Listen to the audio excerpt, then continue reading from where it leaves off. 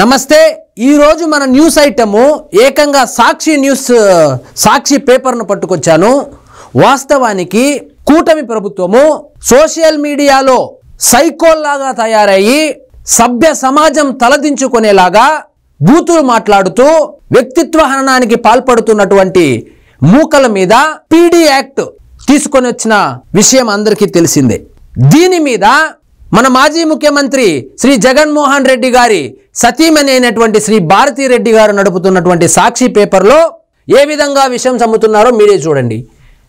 వాస్తవంగా సమాజానికి ఎంతో ఉపయోగపడేటువంటి ఆ చట్టాన్ని ప్రోత్సహించాల్సింది పోయి అభినందించాల్సింది పోయి ప్రశ్నిస్తే పీడీ చట్టం. మేడం గారు ప్రశ్నించడం వేరు, బూతులు తిట్టడం వేరు. భావ ప్రకటన స్వేచ్ఛ వేరు, ఇతరుల మనోభావాలను గాయపరిచేటట్లు మాట్లాడడం వేరు. ముందు ఈ రెండింటికి తేడా తెలుసుకొని ఈ వార్త ప్రచురించుంటే హర్షించే వాళ్ళం మేడం. ప్రశ్నిస్తే పీడీ చట్టం, నల్ల చట్టంతో చంద్రబాబు సర్కారు అణిచివేతకు కుట్రలు, సోషల్ మీడియా పోస్టులోనూ సైబర్ నేరాలుగా నమోదు చేసే పన్నాగం. మీరు ఇక్కడ అర్థం చేసుకోవాల్సింది సోషల్ మీడియాలో పోస్టులు పెడితే కాదు మేడం, సోషల్ మీడియాలో అసభ్య పోస్టులు పెడితే, సోషల్ మీడియాలో వ్యక్తిత్వ హననం చేస్తే, సోషల్ మీడియాలో మార్ఫింగులు పెడితే, సోషల్ మీడియాలో అసభ్య వీడియోలు చేసి యూట్యూబ్లో అప్లోడ్ చేస్తే దాని మీద పెడతానన్నారు. కానీ మీరేం రాస్తున్నారు? సోషల్ మీడియాలో పోస్టుల్లోనూ సైబర్ నేరాలుగా నమోదు చేసే పన్నాగం అంటున్నారు. ఇది ప్రజలను తప్పుదోవ పట్టించే వార్త కాదా అండి? సైబర్ నేరాలు పదాన్ని చట్టంలో స్పష్టంగా నిర్వచించకుండా కుతంత్రం. పీడీ చట్టానికి సవరణ పేరుతో కూటమి ప్రభుత్వం పన్నాగం. కేంద్ర ఐటీ చట్టం పరిధిలోని అంశాలు సైబర్ నేరాలుగా ముద్ర, సైబర్ నేరాలకు ఏకంగా పీడీ చట్టం పరిధిలోకి తెస్తూ సవరణలు, నోటీసు ఇవ్వకుండానే అక్రమ అరెస్టుకు బాబు సర్కారు ఎత్తుగడ. ఇది ఎక్సలెంట్ మూవ్ అండి. ఎందుకంటే నోటీస్ ఇచ్చి బిర్యానీ పెట్టి పంపిస్తా ఉంటే వాడు బిర్యానీ తినెళ్ళి మళ్ళీ అసభ్యకరమైన పోస్ట్ పెడతా అన్నాడు. కాబట్టి ఇలాంటివి జరగకుండా ఇమ్మీడియట్గా అరెస్ట్ చేయాలి. కొంచెం కఠినంగా వ్యవహరిస్తే తప్పితే ఇలాంటి వాటిని అరికట్టడం సాధ్యం కాదని సహృదయంతో ముందు జాగ్రత్తతో కూటమి ప్రభుత్వం ఆ యాక్ట్ని తీసుకొని వస్తే దాని మీద బురద జల్లే ప్రయత్నం చేస్తున్నారు మీరు. ఏడాది పాటు అక్రమ నిర్బంధానికి పథకం కాదు, అదే కరెక్ట్. బడ్జెట్ సమావేశాలకు చివరి రోజు అజెండాగా ఓకే. ఇక్కడ చూడండి, సెక్షన్లు మార్చి చట్టాన్ని ఏమార్చి అంట.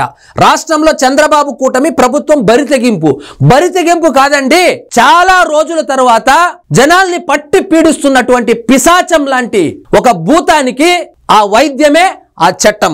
విపక్ష నేతలు సోషల్ యాక్టివిస్టులపై నిత్యం వేధింపులంట. ఎవరు సోషల్ యాక్టివిస్టులు? ఎవరు మేడం సోషల్ యాక్టివిస్టులు? వర్రా రవీంద్రారెడ్డి సోషల్ యాక్టివిస్టా? బోరుగడ్డ అనిల్ కుమార్ సోషల్ యాక్టివిస్టా? పంచ్ ప్రభాకర్ సోషల్ యాక్టివిస్టా? శ్రీరెడ్డి సోషల్ యాక్టివిస్టా? వీళ్ళ మీదనే కదా కేసులు పెట్టింది. మన సోషల్ యాక్టివిస్టులు ఎక్కడి నుంచి వచ్చినారు? మీకు సంబంధం లేని చట్టాలు, సెక్షన్ల ప్రయోగం, చివరకు మహిళ అయిన సుధారాణి పైన పోస్కో కేసు. సుధారాణి ఏం పోస్ట్ పెట్టిందో తెలుసా మేడం మీకు? మీ పిఏని ఇప్పటికిప్పుడే పంపించి సుధారాణి అనే ఆమె పవన్ కళ్యాణ్ కూతుర్ల మీద ఏం పోస్ట్ పెట్టింది అని ఒకసారి చూసిన తర్వాత మళ్ళీ చదవండి ఈ న్యూస్. సుధారాణి ఏందో ఝాన్సీ లక్ష్మీబాయి అయినట్లు బిల్డప్ ఇస్తున్నారు మీరు ఇక్కడ. సోషల్ మీడియాలో చురుగ్గా ఉన్నందుకు ఆమెపై వేధింపులంట. సోషల్ మీడియాలో చురుగ్గా ఉన్నందుకు కాదు మేడం, సోషల్ మీడియాలో మార్ఫింగ్ వీడియోలు వేసినందుకు, సోషల్ మీడియాలో మార్ఫింగ్ ఫోటోలు పెట్టినందుకు, సోషల్ మీడియాలో అసభ్య పదజాలం వాడినందుకు, సోషల్ మీడియాలో 18 సంవత్సరాలు నిండని పవన్ కళ్యాణ్ కూతురు మీద అసభ్యంగా కామెంట్ చేసిన దానికి కేసు పెట్టినారు మేడం. ఊరికే కేసు పెట్టేదానికి పోలీసు వాళ్ళకి ఏం పని లేదా? ఇది అత్యంత దారుణమైన చర్య అంటున్న న్యాయ నిపుణులంట. ఎవరు? పొన్నవాళ్ళు సార్ చెప్పినాడా? ఎవరు చెప్పినారు? మీకు మీరే రాసేసుకోవడం.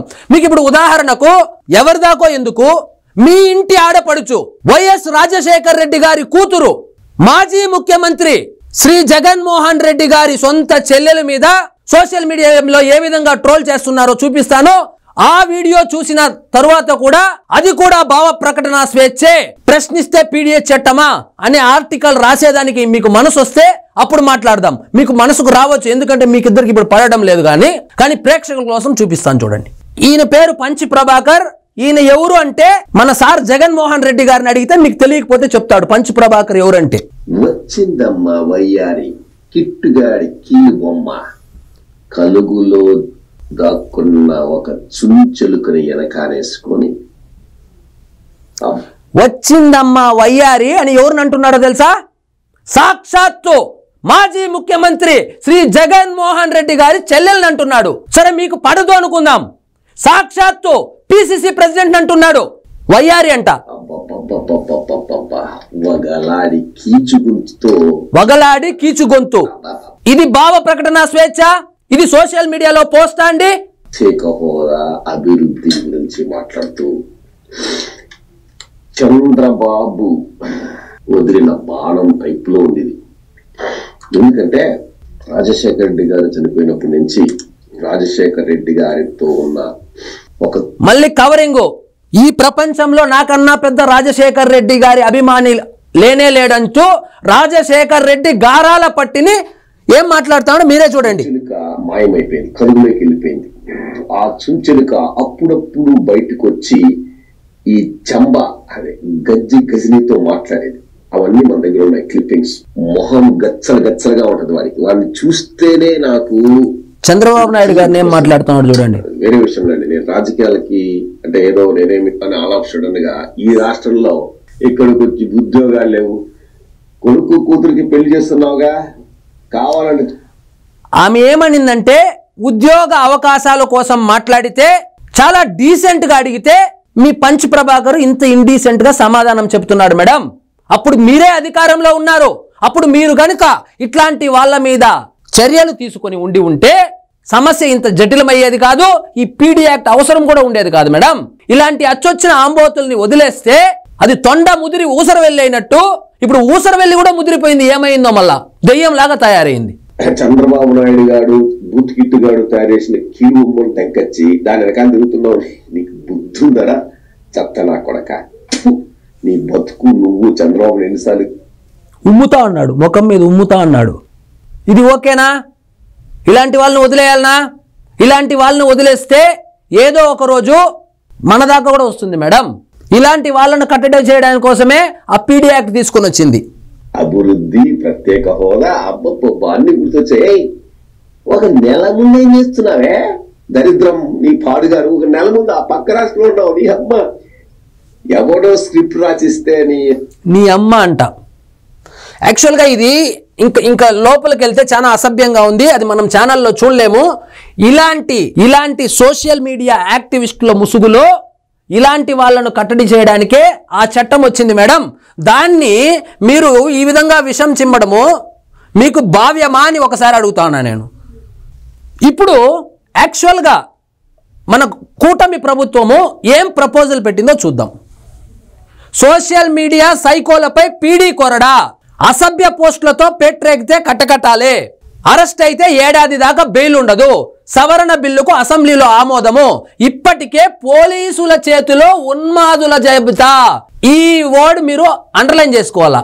ఎందుకంటే ఆల్రెడీ గత ప్రభుత్వంలో వైఎస్ఆర్సీపీ క్యాడర్ ముసుగులో ఏంది వైఎస్ఆర్సీపీ క్యాడరు వాళ్ళు తిట్టిపిస్తేనో లేదా వీళ్ళు తిడితేనో లేదా డబ్బులు ఇచ్చి తిట్టిపిచ్చారో లేదా ఆల్రెడీ చూసాం పాత వీడియోలో ఆర్గనైజ్డ్గా ఒక టీంను ఏర్పాటు చేసుకొని ప్రతిపక్ష పార్టీల మీద, ఇష్టం లేని వాళ్ళ మీద, చంద్రబాబు నాయుడు గారి మీద, పవన్ కళ్యాణ్ గారి మీద, నారా లోకేష్ గారి మీద అసభ్య పోస్టులు, మార్ఫింగ్లు, వీడియోలు, ఏకంగా సినిమాలు కూడా తీశారు మేడం. ఆ లిస్టులో ఉన్నారు ఈ ఉన్మాదుల జాబితా. ఈ ఉన్మాదుల జాబితాను అరెస్టు చేస్తే దాని వెనుక ఉన్నటువంటి పెద్దలు బయటకు వస్తారని ప్రతిరోజు సాక్షి పేపర్లో విషం చిమ్మడం మొదలుపెట్టారు. ఇంకా ఏముందండి, సామాజిక మాధ్యమాల్లో అసభ్య పోస్టులు, మార్ఫింగ్ వీడియోలు, చిత్రాలతో హేయమైన దాడికి పాల్పడుతున్న సైకోలపై prevention of dangerous activities PD చట్టం ప్రయోగానికి రంగం సిద్ధమవుతోంది. ఉచ్చ నీచాలు మరిచి జుగుత్సాకర పదజాలంతో పెట్టరేగుతున్న ఉన్మాద మూక ఇకపై ఏడాది దాకా జైల్లో మగ్గాల్సిందే.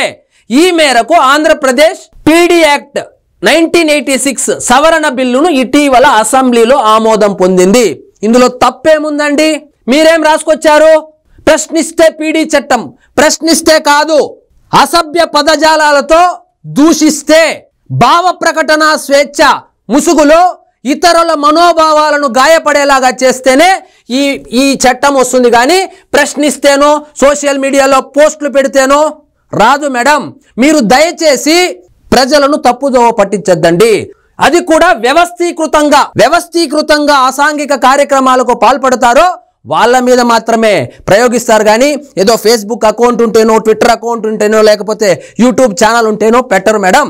మీరు దయచేసి ఇట్లాంటి విషం చిమ్మే కార్యక్రమానికి స్వస్తి పలకాలని కోరుకుంటున్నాను మేడం. ఇదండి ఈరోజు మన టాపిక్. మీకు ఈ వీడియో నచ్చినట్లయితే లైక్ చేయండి, షేర్ చేయండి. ఛానల్ మాత్రం సబ్స్క్రైబ్ చేసుకోవడం మర్చిపోవద్దు. జై హింద్.